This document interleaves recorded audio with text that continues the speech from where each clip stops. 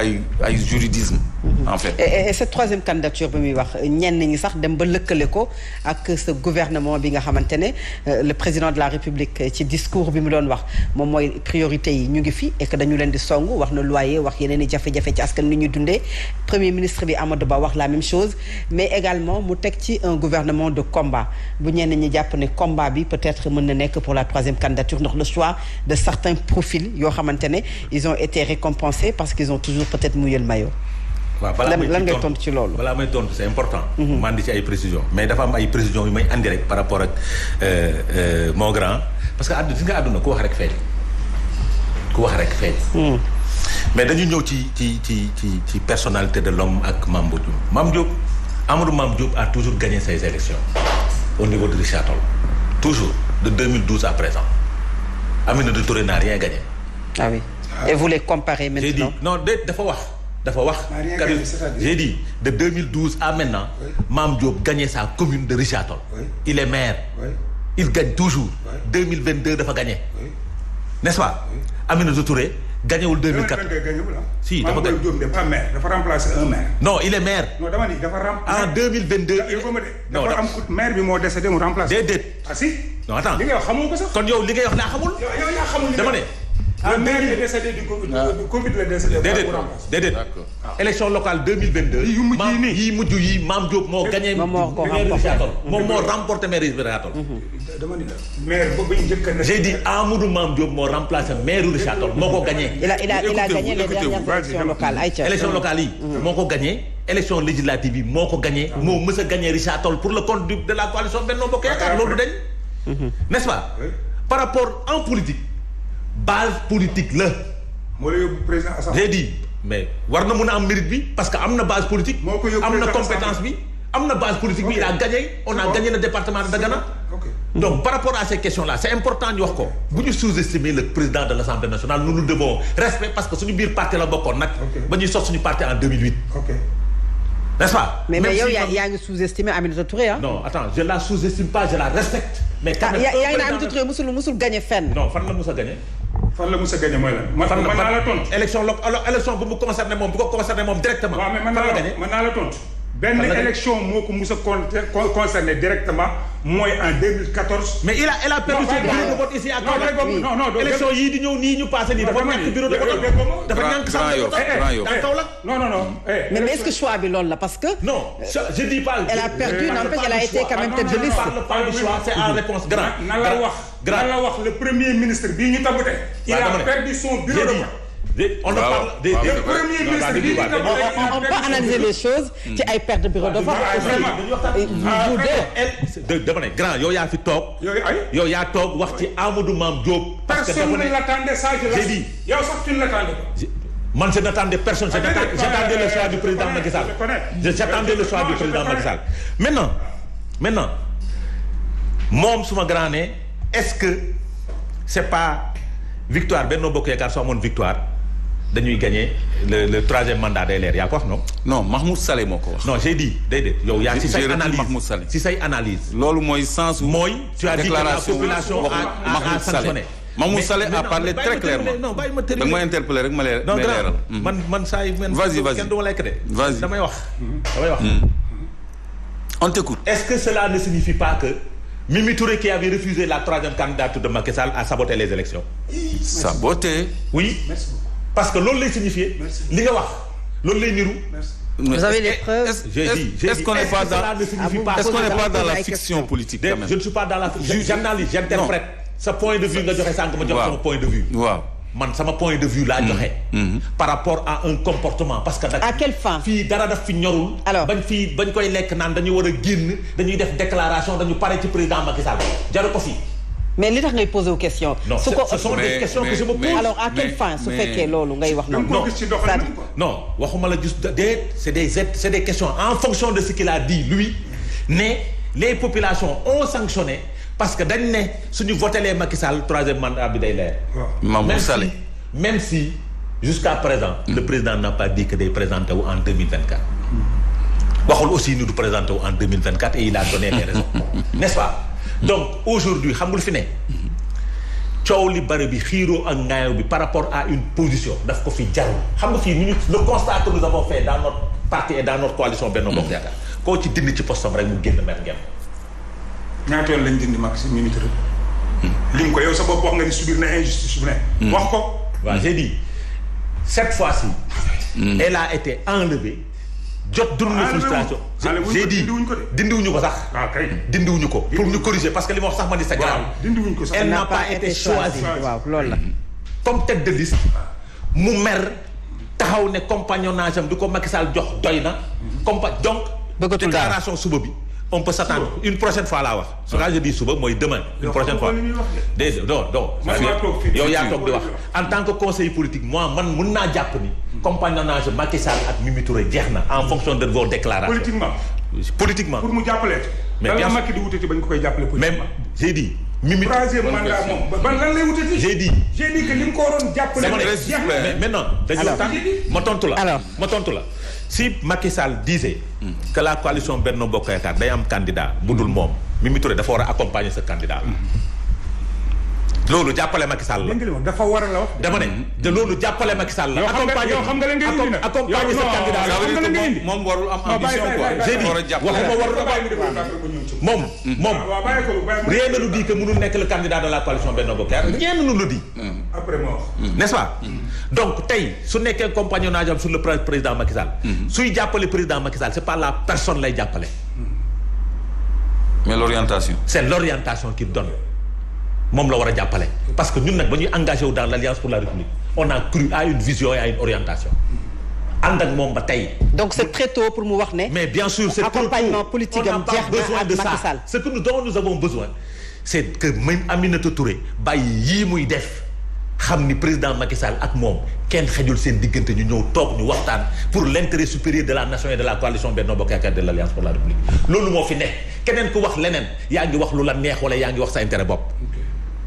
parce que Mimi Touré qui fait partie de l'Alliance pour la République bokk APR nag waxuma ko bokk la APR de Mimi APR la bokk. ki bokk APR day xeex pour Mimi Touré dellu si waat bi Alliance pour la République. doon na Mimi Touré mais est-ce que nekkul ne day jógee APR aussi est-ce que du loolu lay. dama ne dem ci opposition. elle est libre de choisir son camp politique. mais man damaa jàpp ni c'est pas le moment parce que connaissant Mimi Touré.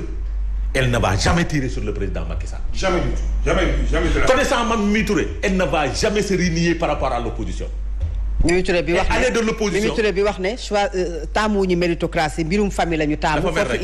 Elle tire pas sur Macky Sall. dafa mer rek. elle commence déjà à tirer sur Macky Sall. dafa mer rek comme ni ma mere woon. mu wax li mu wax elle ne l'a jamais dit. elle ne l'a jamais dit. c'est document yi déclaration yi musu koo def dafa mer mu génne déclaration. donc chez vous ku mer donc chez vous. alors donc chez vous ku mer noonu ngay da ngay génn xuppu. amatee askan wi coow dem ci plateau yi wax après boo paree nga toogaat. Adama Fall Mimi ne doit pas être Adama Fall. da nga ne comme yow rek la def est une institution elle fut institution elle est présidente de l'Assemblée. alors c'est clair Adama donc foofu la situation bi. alors c'est clair oui très rapidement oui. si on vient sur le troisième mandat. sur le deuxième quinquennat la candidature élément de langage. Oui, mais bien élément sûr de langage. mais bien sûr selon la constitution. Un mandat est conféré par un peuple. Pour que Macky Sall ait un troisième mandat il faut qu'il soit élu en 2024. mënoo ko dindi. si Adama si Macky Sall.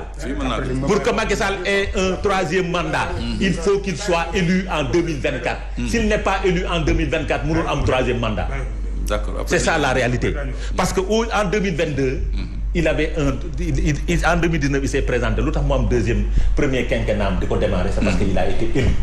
Un mandat est conféré par un peuple. Maintenant, il est libre. Et jusqu'à présent, il n'a déclaré nulle part qu'il allait se présenter. nit ñi ñoo yàqamti nekk di def dans la communication. Mais selon la constitution sénégalaise. Et selon les déclarations des uns et des autres des plus grands farouches opposants de ce pays. Macky Sall peut se présenter en 2024. Selon ces gens-là, Macky Sall peut bien se présenter en 2024. Et vous, Adama, vous validez cette troisième candidature? Légalement, selon la constitution sénégalaise, Macky Sall, selon la constitution sénégalaise, l'article 27. La constitution est aussi très claire. Nul ne peut faire plus de 2 mandats consécutifs. Nul ne peut faire quel type de mandat? Un mandat de 5 ans. Non. Si c'est un mandat de 5 ans. Alors. Donc, sur cette question-là, en tant que légaliste, le candidat, le choix, la présentation à une candidature, elle est individuelle et libre. donc mënuñu forcer nit ki ne da nga koy présenter lu candidat par force. Donc le président Macky Sall pour le moment dafa am ay priorités mooy ce qu'il avait listé par rapport à ce gouvernement de combat. Le combat pour régler la question des inondations, le combat pour régler la question des denrées de première nécessité, le combat pour régler la question de la sécurité de proximité et des protections sociales, le combat pour régler la question de la location. Pas de combat politico-judiciaire. Pas de combat politico-judiciaire. Nous ne sommes pas dans ça. Un combat un gouvernement jeune et dynamique pour porter les intérêts des populations sénégalaises. Parce que dafa am loo xamante ni un message qui a été lancé depuis très longtemps par la population sénégalaise, parce que nous avons su disséquer le message lancé lors des élections législatives. Dafa am message fort que la population nous a lancé pour ces élections législatives là, et ce message a été décrypté et le président a fait un message allant dans ce sens mu jël gouvernement formé ko et ils sont à pied d'œuvre. Très bien, Adama. Ils n'ont pas commencé à prendre service. Ils sont à pied d'œuvre. Aujourd'hui, ils ont commencé à alors Sidi Bara mi ngi koy wax ah. Est-ce que aujourd'hui politique dafa laaj base nee na Aminata Touré musul gagné fenn au moment où le président de la République Macky Sall bi nga xam ne da ngeen am mer fi mu toll nii day di waaj a beru pour amal loo xamante ne yéen a ngi koy taxawal parce que cette sortie de Mimi Touré amal nañ ci xaar mooy Mimi Touré buy créer mouvement wala buy wax loo xamante ne dafay wane ne bokkatul ak ñi nga xam ne ñoo nekk au pouvoir vision ñu ngi wax gouvernement de combat wet gi yéen ngeen taxaw war a wax peut-être mouvement politique ou parti politique mais dafa am loo xam ne moo war a nekk seen ginnaaw muy une base politique est-ce que am ngeen ko am ndëgërlaay bu war a mën a tax tey jii bu ngeen génnoo di ngeen mën a taxaw pour cette troisième candidature de Macky Sall wax déet mais également pour samp seen dënd pour 2024. D'accord. Déjà maa ngi moom dañu bokkul conception ci mbiru base politique après dinaa ci ñëw dafa wax léegi ni Mimi Touré mosut a gagné benn élection Mimi Touré benn élection la mos a jiite bi mu nekk APR ak léegi c'était en 2014 contre Khalifa Sall. à Grand Yoff. mu fekk voix yi 3000 yóbbu ko 8000 te biir APR laa wax nag boobu mi ngi ne premier ministre biir APR ñi ngi ko doon xeex biir Grand Yoff ci télé laa nekk benn élection boobu. Adama Faye. ñu dem 2016 ñu dem référendum elle a gagné tous les centres devant Khalifa Sall au référendum ci la jógee Grand Yoff 2 élections yooyu la géré au niveau de Grand Yoff amul beneen élection boo xamante ni Mimi Touré nekk na tête de liste wala ñu jël dëkk jiital ko mu yor ko di doxal benn. Deuxièmement dinaa la wax conception bi ma am ci base politique militantisme amatul Sénégal fii ay kii moo yor base u dëkk bi amul. dañ la doon wax ni la Bamba Fall moom Médina n'est-ce pas. ni loolu lañ la doon wax moom tey boo ko laajoon léegi avant législative daan la Bamba Fall moom Médina. il a fallu que mu déplacé wu. avant législative non s'il te plaît nag waaw mais s'il te waaw mais déclarer la défaite de Bamba Fall mais Fatou bu may wax. daf may dàgg. débat la rek loolu waaw. mais non bu dee débat la kon donc man su ma ko dee dàgg. bàyyi ko su ma ko dee dàgg il faut l'accepter. bien sûr allez-y parce que bàyyi ma ko mu développer presque 30 minutes. bien waaw ñu ngi lay déglu yow. li ma la bëgg a wax foofu xam nga tey mooy sénégalais fii parti boo xamante ni da nga fay toog structuré wu di doxal mbiru militantisme jaay ay carte def école du parti inculquer nit ñi benn formation politique bu tax ñu attaché wu à un parti amu fi.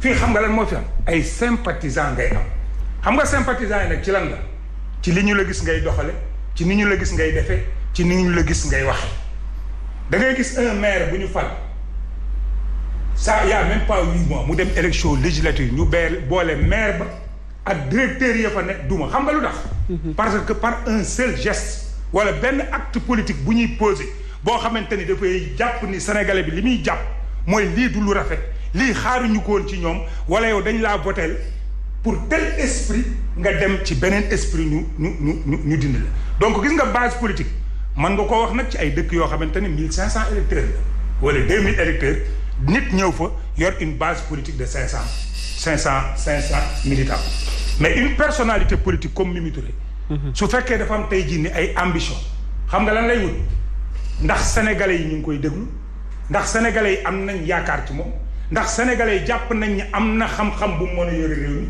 ndax sénégalais yi jàpp nañ ni am na njub bu mu mën a yore réew mi nga dem wax ak sénégalais yi jaay sa bopp yàlla di décider jaarale ko ci sénégalais yi lu ñu def muy noonu waaye fii ku naan nit ñi maa leen moom wala dëkk bii maa ko moom wala lii maa ko moom amul la preuve un parti au pouvoir souvent dafay ñëw au pouvoir dajale ay maires les maires yi ngay dajale ñoom tey boo jàppee ni mooy sa base yow yaa ngi nax sa bopp parce que suba ak ginnaaw suba bu la sénégalais yi commencé sanctionné yow yaa ak maires yi la ñuy boole di sanctionné benn.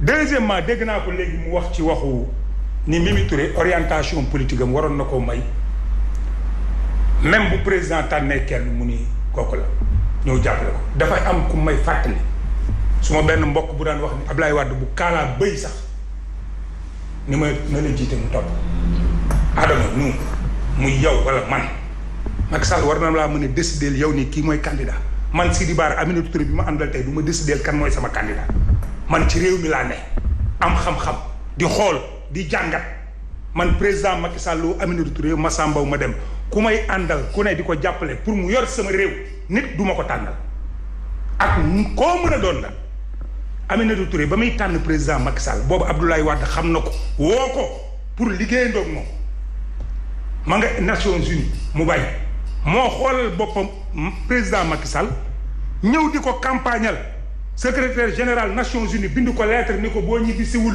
dans une semaine fekk Abdoulaye Wade jaxase ko ñu dàq la ñibbiwul. ah oui. mu ànd ak moom kooku ça veut dire quoi ça veut dire que nit kii mu gis doy na ko pour réew mi mu ànd ak kooku nekk une forte personnalité ñu dindi ko nag primature ma nekk ak moom muy am ay propositions aux Nations Unies mu ne ma Sidi Bara moi j'ai fait un choix de vie lu ma doon am ci expérience internationale am naa ko dem naa Burkina dem naa Côte d'Ivoire def naa 10 ans aux Nations Unies sama expérience dama koy mettre au service de mon pays salaire 15 millions 22 millions pour mu yor MONUSCO elle a refusé secrétaire général adjoint Nations Unies elle a refusé représentant secrétaire général Nations Unies en Afrique centrale elle a refusé nga ni ma yow kooku Macky Sall moo koy tànnal kan mooy candidat li ma bëgg a wax foofu xam nga mooy la bari na façon yi ànd ak Macky Sall man tey mën naa ànd ak Macky Sall lu mu wax ma wax ko mais am na ku am jaar-jaar yoo xamante ni am dajo jum jox boppam sur le plan intellectuel ak sur le plan politique boo xamante ni sincèrement bu jàppalee Macky Sall ba mu pare man xamal naa sama bopp ni Macky Sall du woo mukk Aminata Touré naan ko jàppaleen ma kooku Adama mën naa laa tegal kaamil waatal la ko ni le président Macky Sall yow man ngaa bañ a xam Aminata Touré man ngaa bañ a xam nan la ànd ak Macky Sall man ngaa bañ a xam yan sacrifice la def pour ànd ak Macky Sall man ngaa bañ a xam aussi yan couleuvre la avalé pour àndandoo ak moom li ma ci neex te neex ko moom mooy téye na ngorom téye militantisme am ba président jeexal. téye na ngorom non ma dagg. waaw ci liñ dese moo bariwul rek. non Sidi waaw téye na ngorom baxalal rek liñ dese moo bariwul s'il vous plaît oui. moom dans des conditions difficiles. dinaa la wax dara li gën a metti ci àdduna ci Aminata Touré lu ko président Macky Sall du ay assemblée nationale. c'était bi ñuy jëlee conseil économique social. ah oui daf ko metti. xam nga lu tax. président Idrissa Seck fu mu génnee def dal ci kaw Macky Sall Aminata Touré moo taxaw kooku Sénégal gépp seede nañ ko. allez au ngi mel ni front comme jamono bu mujj bi.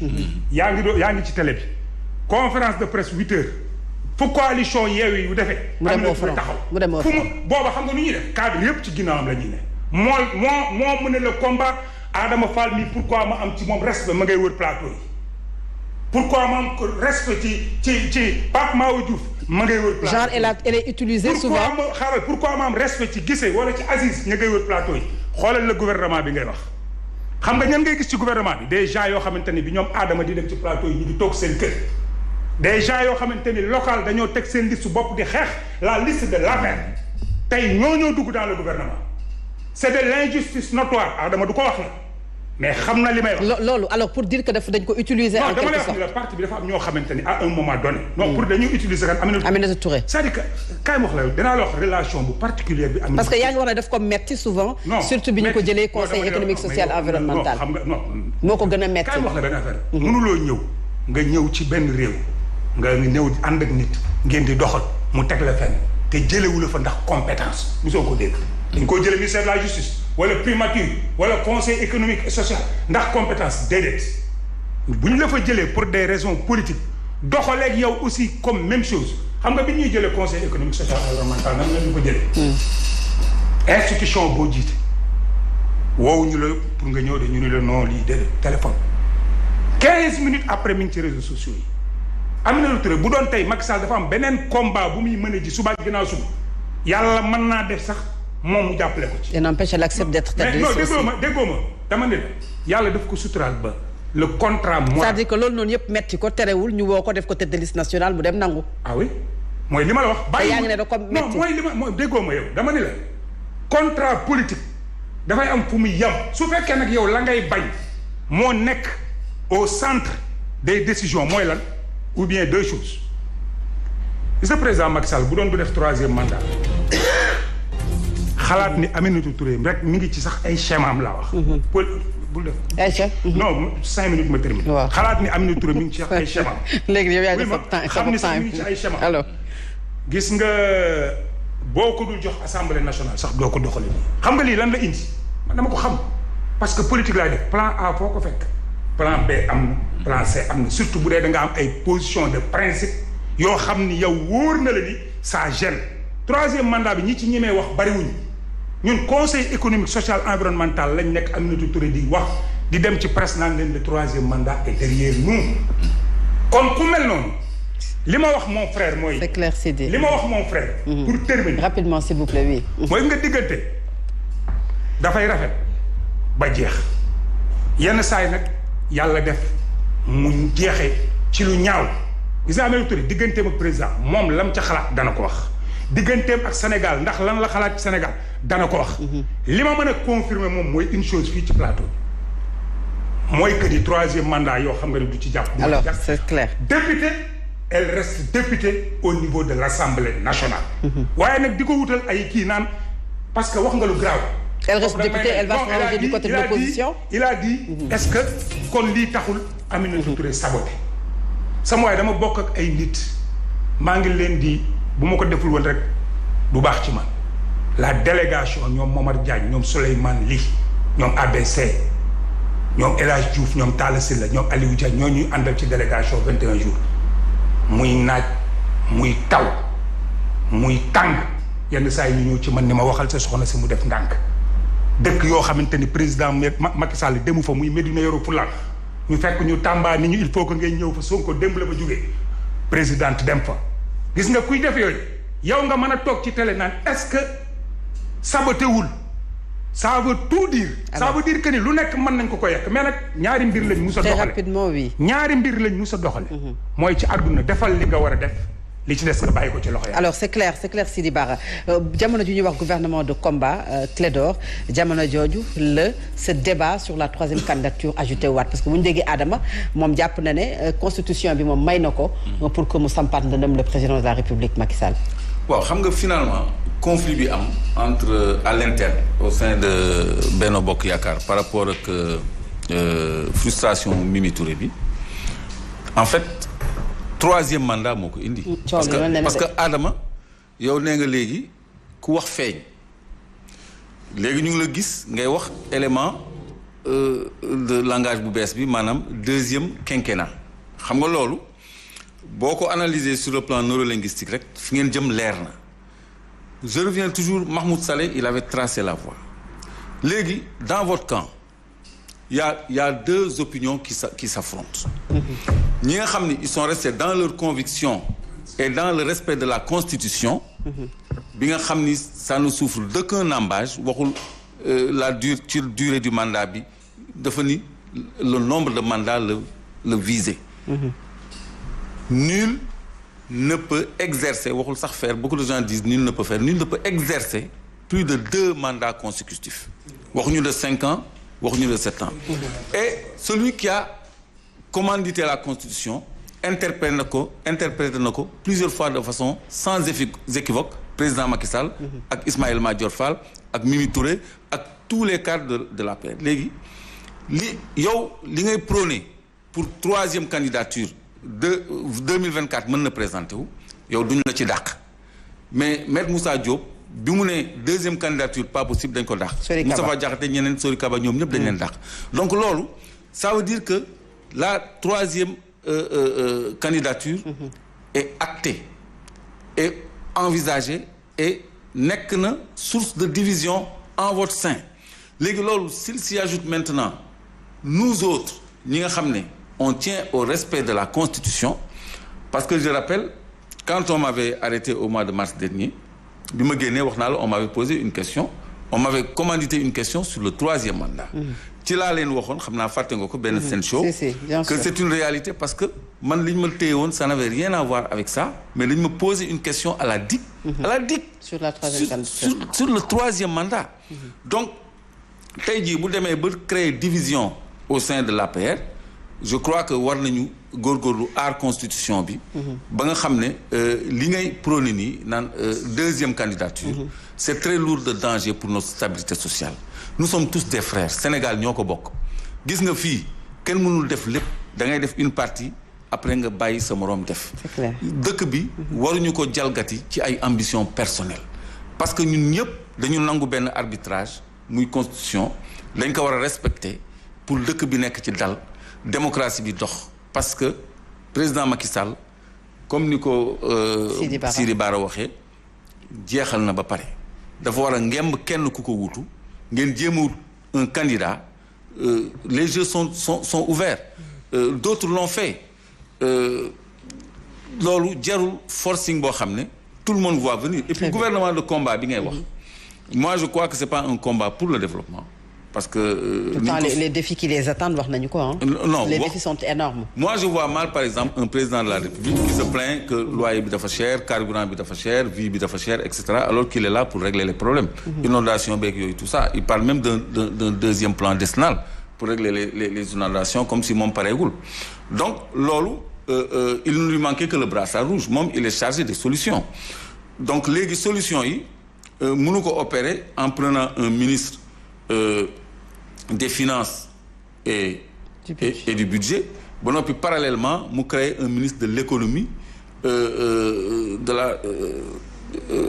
la coopération internationale et cetera xam nga un même ministère nga éclater ko en 2 ministères loolu déjà c'est une mauvaise orientation ñi nga xam ni des cadres comme Amadou Hott nga xam ni ci finance xam nañ ci dara nga éjecter leen jël ay sécurité de proximité comme si c'était une priorité une agence que def ko ministère ci c'est un ministre auprès du ministre de l'Intérieur chargé non même ma daaneel rek parce que ils ont publié le secrétaire général du gouvernement quand même a publié la liste du gouvernement donc il y a un ministre auprès du ministre parce que xamuñu sax rien à voir avec la direction de ASP aussi pour mais xam nga il y a une agence déjà qui s'occupe de sécurité de proximité c'est redondant nga créer un ministère qui s'occupe également de sécurité de proximité quand même loolu c'est amul jaluwul maanaam c'est pas loolu du liggéey alors du liggéey donc ce gouvernement de combat là c'est un combat may leen ma daaneel peut-être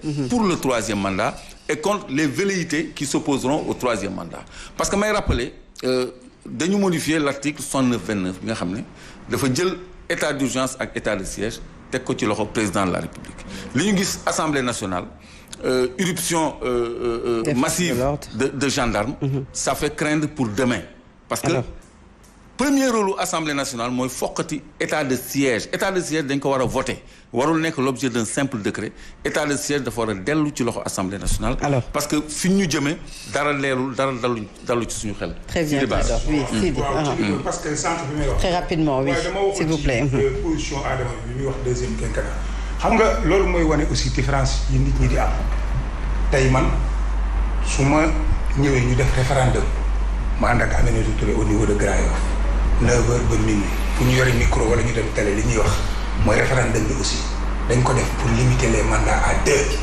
ku ci ne nag ci responsable booy wax li ngay wax yaa ngi gis bari ku ci ne moment boobu nga ko doon wax fii la mbir mi yàqu nga koy wax ñëpp di ko dégg tey dafay mel ni que ñooñu nag ñoo lay indil naan la ay question de loi la c'est-à-dire que les mêmes personnes naan la plus de 2 mandats de 5 ans la ñu wax ñi proposé au Sénégal ba pare jël des milliards def ko ci élection wax sénégalais nañu voter pour verrouiller la constitution loolu tey ñoom ñooy ñëw pour dire que ni di def jeu de mots loolu nag man du ma ko teree kenn mais nañ nangu aussi que ni am na ay nit yoo xamante ni ñi ma wuñoo jàkkaarloog sénégalais yi wax leen dara suba dara di leen jaral ñu jàkkaarloo waat ak sénégalais yi di leen wax la kon alors c'est clair lan ngay tàggatoo Adama très rapide du denc ci nombre de mandats au Sénégal nit mënul fexe ba kenn vérifié ko dans notre constitution l'article 27 daf ko vérifié ba mu leer 5 ans la 2 fois point kenn mënul def lu ëpp 2 fois 5 ans amatul. lu leer la loolu la article 27 wax amul keneen ku koy dindi te loolu li ñu waxoon ci élection référendum bi loolooy dëgg. mais li président Macky Sall dindi na ko suñu dellu mënuñu kiiwaat waaw. waaw mu baax oui. tuuti parce que li muy gëstu bari na. président dindi na ko. li ngay gëstu bari na. mais la sécurité de proximité concept bu bees la dans le cadre de la sécurité. waaw mais un ministère et une agence mooy si sama problème. waxuma concept mais un ministère et une agence chargé de la même chose, c'est ça mon problème. le ministère de l'économie et des finances dafa am direction générale de l'économie am direction générale des finances. n'est-ce pas donc la dénomination du personne auprès du ministre chargé de la question des sécurités de proximité et de la protection sociale, c'est important. Ça n'a rien à voir parce que moi je suis de l'agence de sécurité de proximité. Je suis chargé de communication au niveau de l'agence de sécurité de proximité. Donc li may wax xam naa ko. N'est-ce pas? Parce qu'on parle de sécurité de proximité, on parle de sécurité collaborative. Léegi qui s'en occupe, l'agence ou le ministère? Je veux comprendre. Defal ndànk, le ministère il est là pour manager. Le ministre est là pour manager l'agence. Pour manager la sécurité de proximité. Et l'agence. Alors nga tàggatoo waale Adama. C'est-à-dire xam nga le problème. Maintenant définition yi bokkul. alors damay wax ne la sécurité de proximité. temps bi jeex na s'il vous plaît oui. La sécurité collaborative c'est différent de la sécurité publique. Merci beaucoup Adama. La sécurité de proximité c'est de la prévention. Très bien. C'est pas de la répression. Très bien. Mais il y a une agence et un ministère. Il y a une différence. C'est comme si tu me dis il y a le ministère de l'Intérieur, il y a la direction générale de la police. dinañu amaat occasion alors Adama Fall. C'est deux choses qui sont différentes. Adama Fall. Sécurité publique, une sécurité de proximité. Alors Adama, donc comprendre la création de cette du cabinet. Merci beaucoup Adama Fall, merci beaucoup Clédor, Sidi Bara, merci beaucoup. Donc lii la ñu leen indiloon ci seen émission 90 minutes chrono, nouvelle législature, nouveau gouvernement, de nouvelles orientations. Am nañu yaakaar ne li ñu